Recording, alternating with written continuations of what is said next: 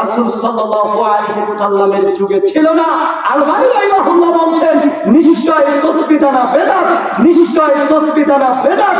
এটা রাসূল সাল্লাল্লাহু আলাইহি ওয়াসাল্লামের যুগে ছিল না। এই মাইকের আওয়াজ যতদূর পর্যন্ত যাচ্ছে, এই মাইকের আওয়াজ যতদূর পর্যন্ত যাচ্ছে, এই গ্রামে যদি কোনো মুফতি থাকে, কোনো মাওলানা থাকে, কোনো যদি মুহাদ্দিস থাকে, এই মাইকের আওয়াজ যাচ্ছে যদি শুনে থাকো, তাহলে তুমি আমার সামনে আসো, এসে তুমি প্রমাণ করে দাও, একটা সহিহ হাদিস দেখাও যে মুহাম্মদ সাল্লাল্লাহু আলাইহি ওয়াসাল্লাম এই তাসবিহ দানা দিয়ে আল্লাহর জিকির করেছে। তুমি প্রমাণ করো একজন সাহাবী, একজন তাবী, একজন তাবে, কোন একজন প্রসিদ্ধ ইমাম, জাহান্নামের একজন ইমাম, একজন সাহাবী, একজন তাবী, একজন তাবে, কোন নবী রাসূল এই তাসবিহ দানা দিয়ে আল্লাহর জিকির করেছে। তুমি যদি প্রমাণ করতে পারো, এই কলাকোপা গ্রাম থেকে আমি বলে যাচ্ছি, জুতোর মালা গাড়াই দিয়ে এই গ্রাম থেকে চলে যাবো, জিন্দিগিতে চাঁদের সামনে বক্তব্য দেবো না। আর যদি প্রমাণ না করতে পারো, এইরকম তাসবিহ দানা এইভাবে ছিঁড়ে তোমার সামনে এইভাবে চটকা দিয়ে যাব। কারণ এই তাসবিহ দানার মাধ্যমে মুহাম্মদ সাল্লাল্লাহু আলাইহি ওয়াসাল্লামকে অপমান করা হয়। আমরা আহলুল হাদিস মুসলমান আমরা হয়েছি, আমরা আহলুল হাদিস হয়েছি, নবী মুহাম্মদ সাল্লাল্লাহু আলাইহি ওয়াসাল্লামকে এইরকম বিদআতের মাধ্যমে আমরা তাকে অপমান করতে পারি না, পারি না, পারি না। আপনাকে কি দিয়ে বোঝাই এই তাসবিহ দানা কত বড় বিদআত? যেহেতু 60 টাকা দিয়ে কিনেছি, সেরাই হলো, এটা কোনোদিনও কিনবেন না কেউ। এটার মাধ্যমে কি করা হয় বলেন তো? মুহাম্মদ সাল্লাল্লাহু আলাইহি ওয়াসাল্লামকে অপমান করা হয়। এটা পায়ে নিচে ফেলে দেবে, তাও কোনো সমস্যা নেই। তারা এই তাসবিহ জয়ীফ হাদিস মানে দলিল লিখে এনেছি। আমি যে কয়টা দলিল এনেছি তাদের পক্ষে তারা এই কয়টা দলিলও দিতে পারবে না। দেখেন, তিরমিজির 3568 এর দ্বিতীয় খণ্ডের 197 নাম্বার পৃষ্ঠা। শুধু তাই নয়, তিরমিজির 3554, আবু দাউদ 1500 এর প্রথম নাম্বার খণ্ডের 210 নাম্বার পৃষ্ঠায়, মিশকাতুল মাসাবিহ 2311 নাম্বার হাদিস। এই হাদিসের রাবী আয়েশা বিনতে সাদ তার পিতা থেকে বর্ণনা করেন যে তার পিতা রাসূল সাল্লাল্লাহু আলাইহি ওয়াসাল্লামের সাথে এক মহিলার নিকটে যান। তখন ওই মহিলার নিকটে কিছু খেজুরের বীজি অথবা কিছু কঙ্কর ছিল। আল্লাহ নবী তা দেখলেন, দেখে তাকে কিছু বললেন না। এই হাদিস টাটকা জাল হাদিস। কতটা বুঝতে পেরেছেন? তা তো জাল, তার তো প্রমাণ লাগবে। জি, জাল যে হাদিস, তার প্রমাণ লাগবে না। কি কারণে জাল হলো? এই কারণে জাল। এই হাদিসের তাহকিক হচ্ছে, এই হাদিসের সনদে খুজাইমা ও সাইদ ইবনে আবি হেলাল নামে দুইজন ত্রুটিপূর্ণ রাবী রয়েছে। এই কারণে এই হাদিসটা দলিল। বুঝতে পেরেছেন? এটা একটা দলিল, তাদের দলিল। যারা এই তাসবিহ দিয়ে আল্লাহ জিকির করছে তাদের দলিল।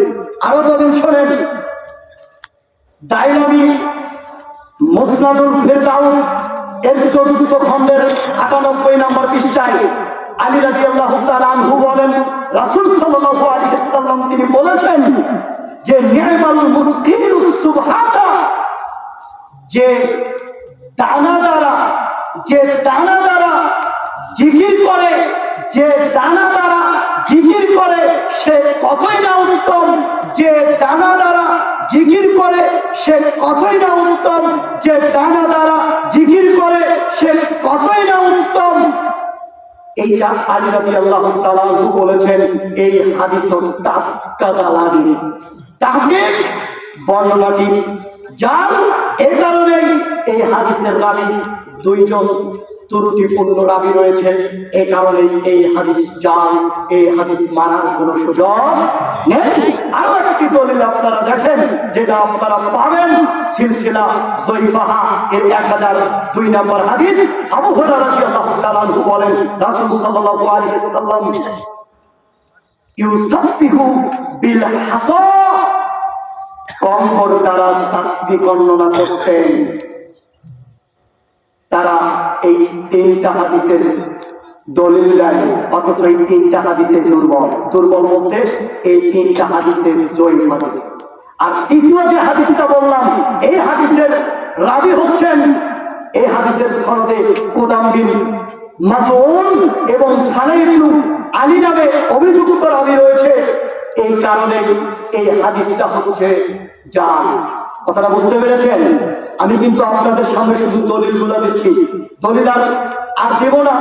এই তিনটা হাদিসের দলিল তারা দেয়, দিয়ে তারা বলে যে তসবিহ দ্বারা দিয়ে তাসবিহ গণনা করা, আল্লাহ জিকির করা সুন্নাহ। নাউযুবিল্লাহ পড়েন, আরো করে নাউযুবিল্লাহ পড়েন। এখন তো আমাদের দলিল লাগবে, লাগবে কি লাগবে না? লাগবে। আবু দাউদ এর 1502 নম্বর হাদিস, প্রথম খণ্ডের 210 নম্বর পৃষ্ঠা, আল-বানী রাহিমাহুল্লাহ তিনি বলছেন যে ইন্না সুবহানাকা বিদআতুন লাম তাকুন ফিল আহদি নবী সাল্লাল্লাহু আলাইহি ওয়াসাল্লাম ইন্নামা হারাসাত বিদাহু। আল্লাহ নবী সাল্লাল্লাহু আলাইহি ওয়াসাল্লাম তিনি বলছেন নিশ্চয় তাসবিহ দানা বেদাত। আল্লাহর নবী মানে আল-বানী রাহিমাহুল্লাহ তিনি বলছেন নিশ্চয় তাসবিহ দানা বেদাত, নিশ্চয় তাসবিহ দানা বেদাত।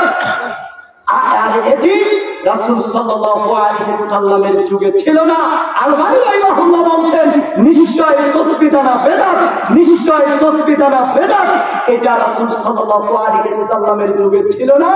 এই মাইকের আওয়াজ যতদূর পর্যন্ত যাচ্ছে, এই মাইকের আওয়াজ যতদূর পর্যন্ত যাচ্ছে, এই গ্রামে যদি কোনো মুফতি থাকে, কোনো মাওলানা থাকে, কোনো যদি মুহাদ্দিস থাকে, এই মাইকের আওয়াজ যাচ্ছে যদি শুনে থাকো, তাহলে তুমি আমার সামনে আসো, এসে তুমি প্রমাণ করে দাও, একটা সহিহ হাদিস দেখাও যে মুহাম্মদ সাল্লাল্লাহু আলাইহি ওয়াসাল্লাম এই তাসবিহ দানা দিয়ে আল্লাহর জিকির করেছে।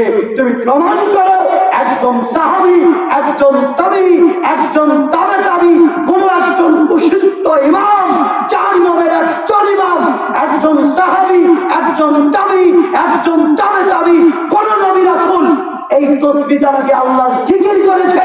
তুমি যদি প্রমাণ করতে পারো, এই কলাকোপা গ্রাম থেকে আমি চলে যাচ্ছি, জুতোর মালা গাড়াই দিয়ে এই গ্রাম থেকে চলে যাব, জিন্দিগিতে চাকরির সামনে বক্তব্য দেবো না। আর যদি প্রমাণ না করতে পারো, এইরকম তাসবিহ দানা এইভাবে ছিঁড়ে তোমার সামনে এইভাবে চটকা দিয়ে যাব। কারণ এই তাসবিহ দানার মাধ্যমে মুহাম্মদ সাল্লাল্লাহু আলাইহি ওয়াসাল্লামকে অপমান করা হয়। আমরা আহলুল হাদিস মুসলমান আমরা হয়েছি, আমরা আহলুল হাদিস হয়েছি, নবী মুহাম্মদ সাল্লাল্লাহু আলাইহি ওয়াসাল্লামকে এইরকম বিদআতের মাধ্যমে আমরা তাকে অপমান করতে পারি না, পারি না, পারি না। আপনাকে কি দিয়ে বোঝাই এই তাসবিহ দানা কত বড় বিদআত? যেহেতু 60 টাকা দিয়ে কিনেছি, সেরাই হলো, এটা কোনোদিনও কিনবেন না কেন। এটার মাধ্যমে কি করা হয় বলেন তো? মুহাম্মদ সাল্লাল্লাহু আলাইহি ওয়াসাল্লামকে অপমান করা হয়। এটা পায়ে নিচে ফেলে দেবে, তাও কোনো সমস্যা নেই।